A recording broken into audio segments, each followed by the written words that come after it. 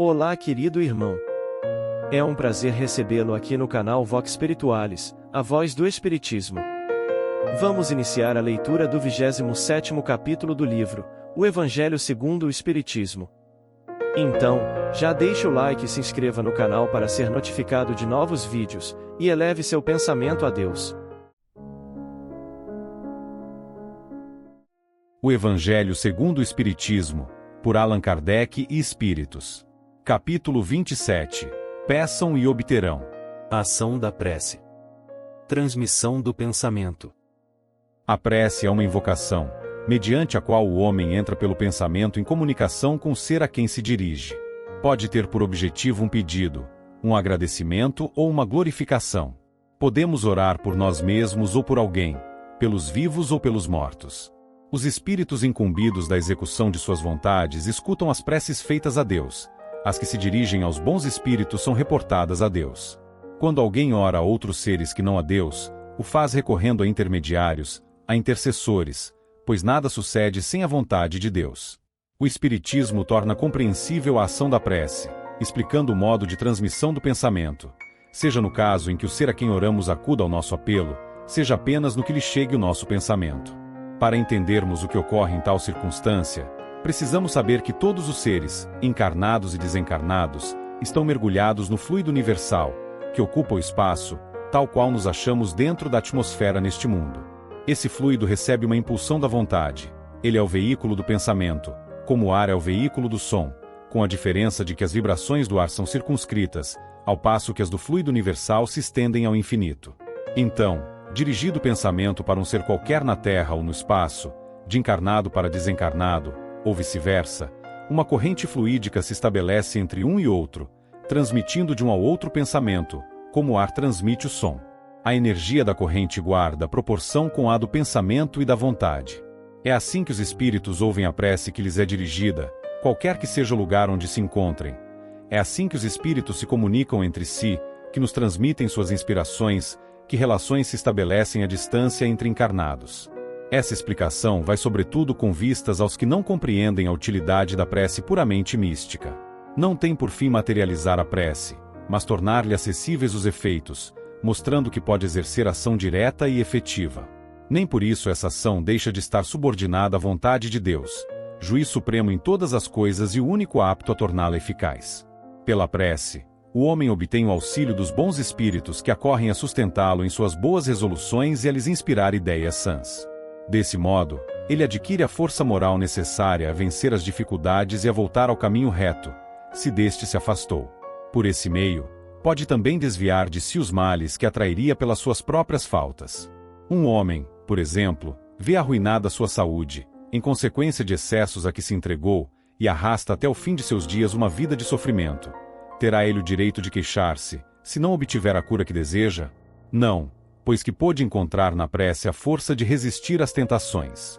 Se em duas partes se dividirem os males da vida, uma constituída dos que o homem não pode evitar e a outra das tribulações de que ele se constituiu a causa primária, pela sua negligência ou por seus excessos, verá que a segunda, em quantidade, excede de muito a primeira.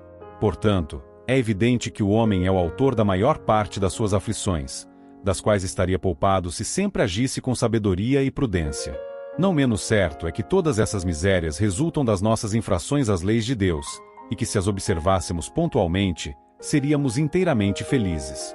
Se não ultrapassássemos o limite do necessário, na satisfação das nossas necessidades, não apanharíamos as enfermidades que resultam dos excessos, nem experimentaríamos as vicissitudes que as doenças acarretam.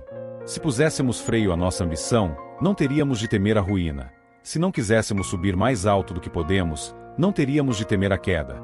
Se fôssemos humildes, não sofreríamos as decepções do orgulho abatido. Se praticássemos a lei de caridade, não seríamos maldizentes, nem invejosos, nem ciumentos, e evitaríamos as disputas e divergências. Se mal a ninguém fizéssemos, não teríamos de temer as vinganças, etc.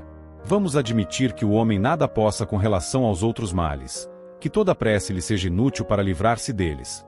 Já não seria muito fato de ter a possibilidade de ficar isento de todos os que decorrem da sua maneira de proceder? Ora, aqui, facilmente se compreende a ação da prece, visto ter por efeito atrair a valiosa inspiração dos espíritos bons, ganhar deles força para resistir aos maus pensamentos, cuja realização nos pode ser terrível. Nesse caso, o que eles fazem não é afastar o mal de nós, mas sim, nos desviar do mau pensamento que nos pode causar dano. Eles em nada afastam ao cumprimento dos decretos de Deus, nem suspendem o curso das leis da natureza. Apenas evitam que as infrinjamos, dirigindo nosso livre-arbítrio. Contudo, agem à nossa revelia, de maneira imperceptível, para não dominar nossa vontade. O homem se acha então na posição de um que solicita bons conselhos e os põe em prática, mas conservando a liberdade de segui-los, ou não. Deus quer que seja assim, para que aquele tenha a responsabilidade dos seus atos e o mérito da escolha entre o bem e o mal.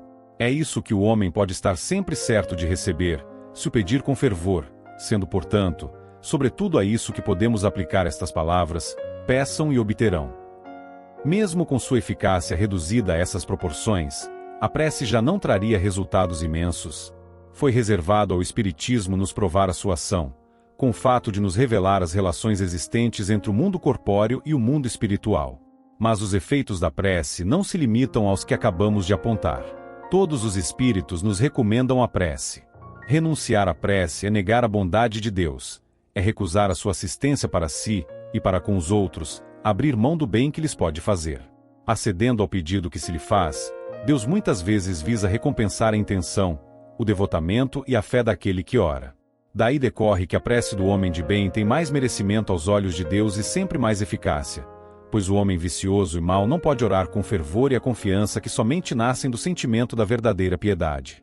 Do coração do egoísta, do daquele que apenas ora de lábios, unicamente saem palavras, nunca os anseios de caridade que dão à prece todo o seu poder. Entendemos isso tão claramente, que por um movimento instintivo, quem se quer recomendar as preces de alguém o faz de preferências daqueles cujo proceder, sente-se, há de ser mais agradável a Deus, pois que são mais prontamente ouvidos. Pelo fato da prece ser exercida por uma comoção magnética, poderíamos supor que o seu efeito depende da força fluídica. Mas não é assim.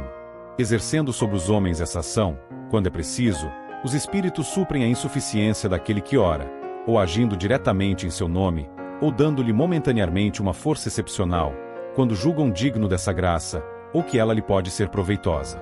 O homem que não se considere suficientemente bom para exercer saudável influência, não deve por isso deixar de orar pelo bem de alguém, com a ideia de que não é digno de ser escutado.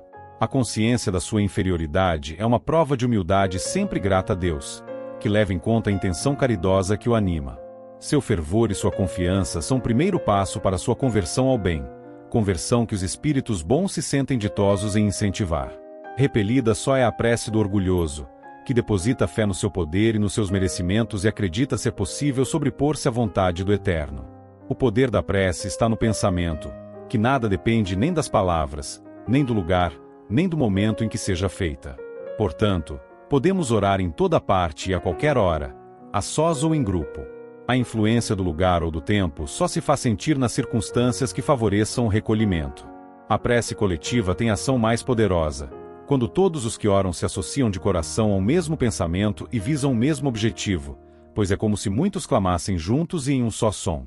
Mas, que importa seja grande o número de pessoas reunidas para orar, se cada uma atua isoladamente e por conta própria?